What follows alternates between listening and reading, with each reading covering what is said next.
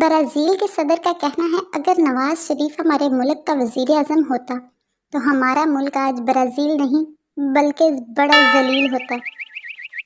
بندے کی بھوک ہی مر جاتی ہے جب بیوی کہتی ہے کھانا کھا لیں پھر آپ سے کچھ ضروری بات کرنی ہے۔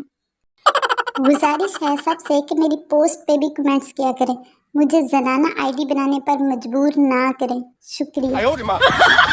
ٹیچر اس شعر کی تشریح کرو، یہ کتابیں، یہ کمرہ اور تنہائی، ایک اداسی سی ہے ہر سچائی۔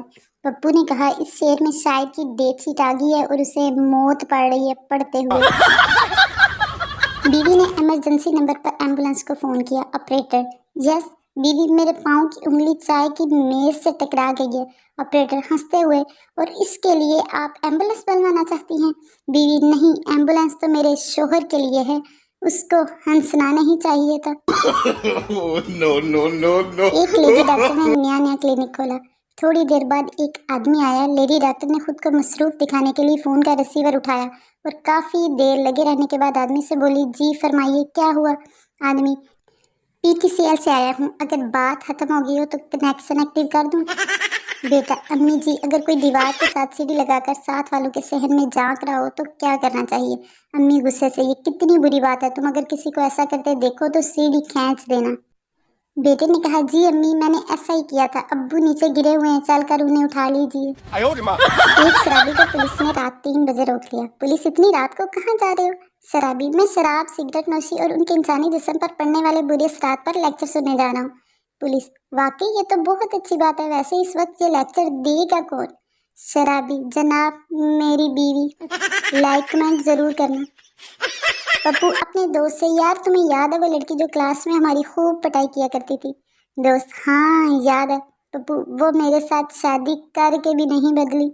اگر آپ دکھ اور اذیتوں کے باوجود مسکرانے کا ہنر جانتے ہیں تو آپ انسان نہیں ہیں، جان لیں ایک بہت بڑی فلم ہے۔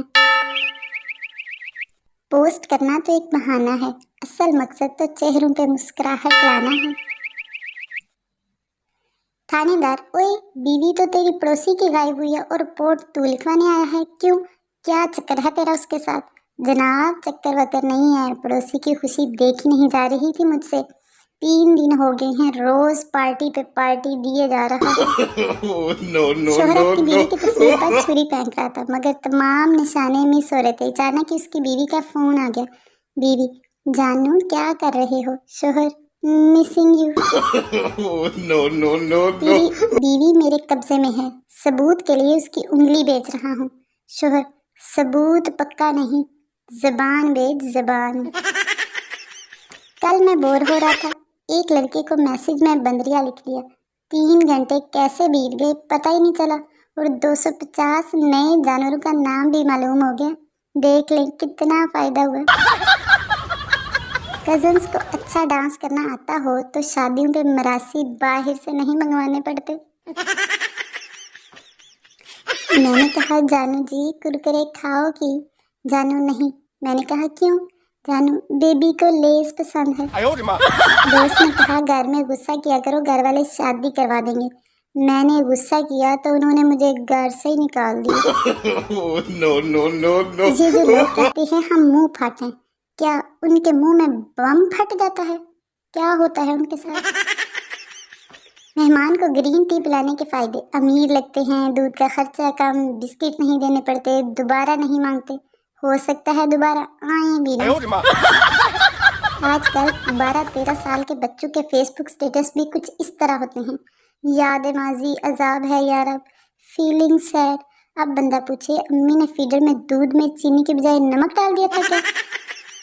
پوچھنا یہ تھا کہ وہ کون سے سوالات ہیں جن کے بارے میں شاعر نے کہا ہے اس نے شرما کے میرے سوالات پر ایسے گردن جھکائی کہ مزہ آ گیا۔